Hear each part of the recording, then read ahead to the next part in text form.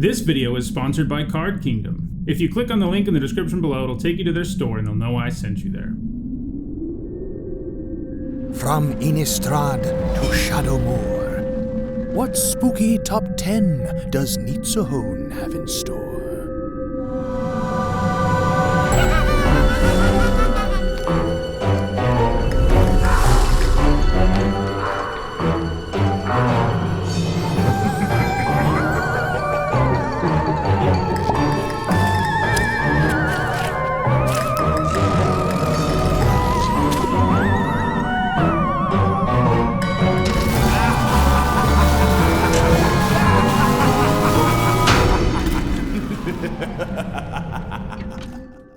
Hi everyone, I'm Nitsuhone, and as that animation just told you, it's time for a spooky MTG Top 10. Every year during the month of October, I do Halloween-inspired MTG Top 10s. And this year I'm doing it every Friday in October, and there are 5 of those this time around. And we're kicking things off with this year's spooky MTG Top 10s with a look at Scarecrows, which are commonly used as decorations this time of year.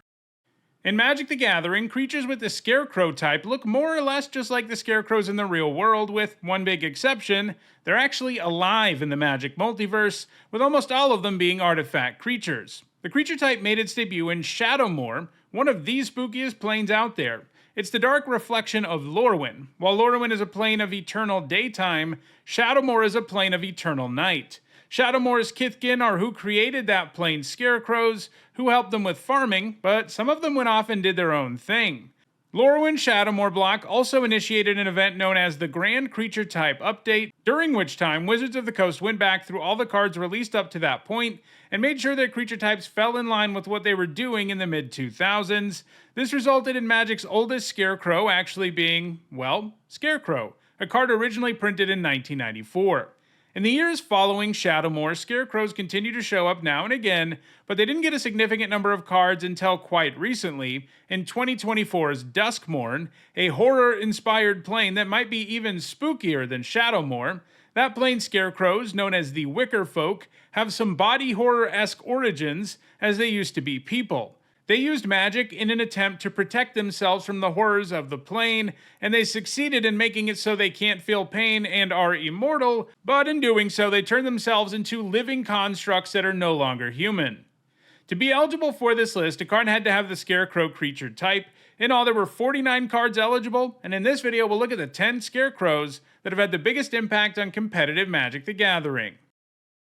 Before we get started, here's a quick reminder on how I rank cards in these videos. A first-tier top 8 is worth 2 points. This includes events like Pro Tours, and a second-tier top 8 is worth 1 point. This includes events like Regional Championships. At number 10, it's Osseous Sticktwister. For 1 generic and a black, it's a 2/2 with a lifelink, and at the beginning of your end step, if you have Delirium, meaning you have 4 or more card types among cards in your graveyard, your opponent can choose to sacrifice a non-land permanent or discard a card. If they don't do one of those things, the Sticktwister does damage equal to its power to them. The Sticktwister's lifelink makes that damage even better, because you'll also gain 2 life.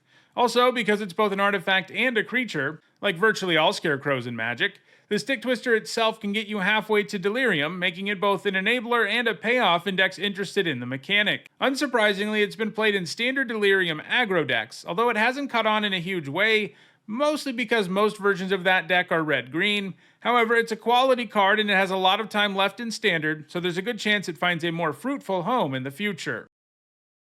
At number 9, it's Scarecrone. For 3 generic mana, it's a 1/2, and you can pay 1 generic and sacrifice a Scarecrow to draw a card. It can give itself up for that ability. It also has another very powerful activated ability, because you can spend 4 generic and tap it to reanimate an artifact creature from your graveyard.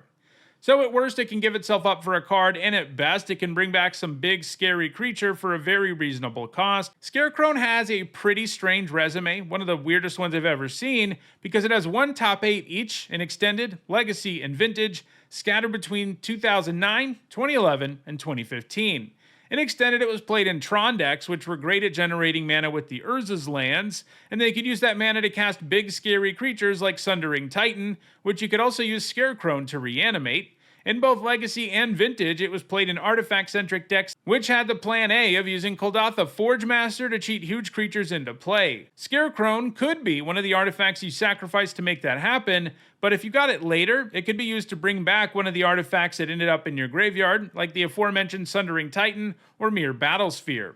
Scarecrow doesn't have any top 8 since 2015, but an influx of new Scarecrows, especially huge Scarecrows that would be sweet to reanimate, could allow Scarecrow to put up more top 8s in the future, and it's pretty likely we see some good Scarecrows in Lorwyn Eclipsed, which comes out early next year. At number 8, it's Wreckage Wickerfolk. For 1 generic and a black, it's a 1/3 with flying that surveils 2 when it enters. That's a pretty good rate, especially in decks that are into graveyard stuff, as milling 2 cards and adding to the board is a nice way to spend turn 2.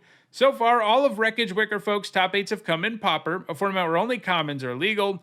Unsurprisingly, it sees play in that format's graveyard decks, like Self-Mill Reanimator decks, which use Lotless Giant to do tons of damage to the opponent. The Wickerfolk is likely to continue to put up top 8s in Pauper, as it's a common that gives you lots of value in graveyard decks.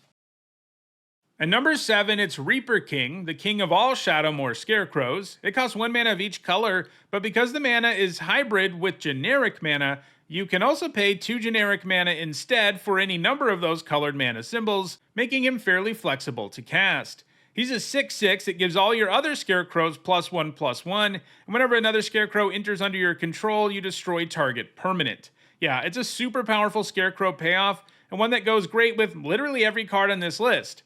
However, so far, there's never been a viable Scarecrow deck in any 60-card format, and Reaper King typically hasn't been a card anyone ever casts.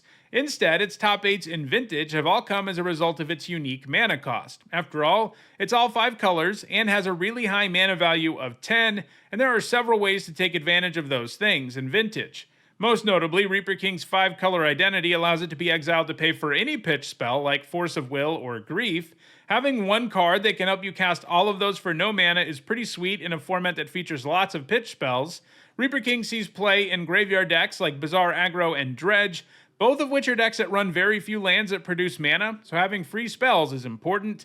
It's also been used in Vintage Infect decks, which also takes advantage of the King's weird mana cost. Vintage Infect uses Blazing Shoal, a spell that gives +X/+0 until end of turn to target creature you control. It can also be paid for by exiling a red card from your hand, like Reaper King, and if you go the pitch spell route, you of course pay no mana, and the creature gets +X, where X is the mana value of the card you exiled. In other words, if you get Blighted Agent out there with the Shoal, you can do lethal in a single swing, because your opponent will get 11 poison counters.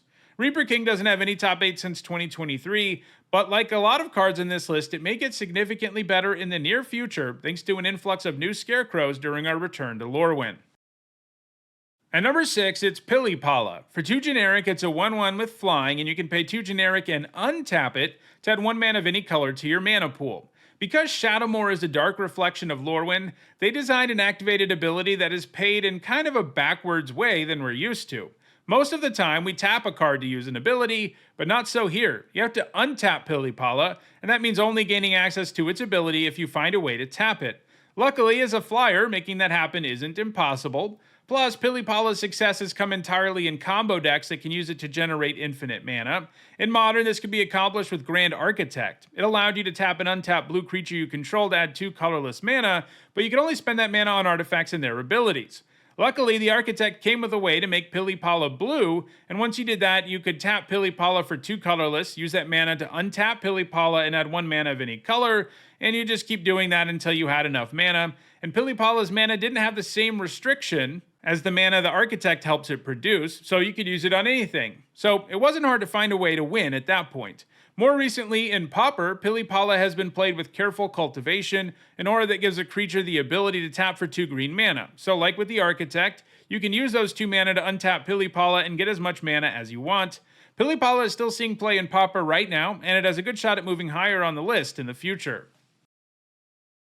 At number 5, it's Heap Doll. For 1 generic mana, it's a 1/1, and you can sacrifice it to exile a card from a graveyard from the game. Heap Doll certainly isn't exciting, but it gives you an okay body on turn 1 that can help with artifact synergies and such, while also giving you a nice way to hate on graveyards at instant speed. It's seen some sideboard play in Legacy where the doll is particularly effective against Reanimator decks, since you can exile whatever they're trying to bring back and make their spell meaningless. In Modern, it's also often been a sideboard card, but there was one deck that played it in the main, Martyr Life. These decks could gain absurd amounts of life with Martyr of Sands, and while Heap Doll doesn't help you do that, some versions of the deck did run one of them, since the deck used Ranger of Eos to tutor up the Martyrs, and being able to get your Heap Doll too against a deck that was reliant on the graveyard was usually a pretty good idea.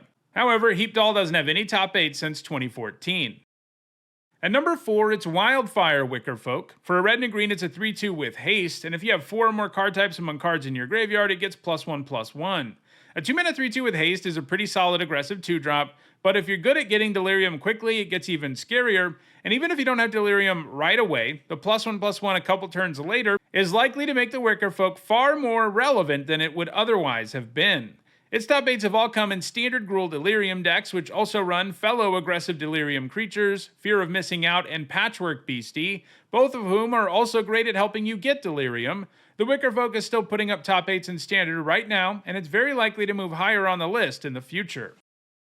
At number 3, it's Grim Poppet. For 7 generic mana, it's a 4/4 that enters with 3 -1/-1 counters on it, and you can remove a -1/-1 counter from it to put a -1/-1 counter on another creature. Paying 7 generic for a 1/1 isn't usually what you want to be doing, but the Poppet can immediately turn itself into a 4/4 that kills a couple of creatures, and that sounds a lot better.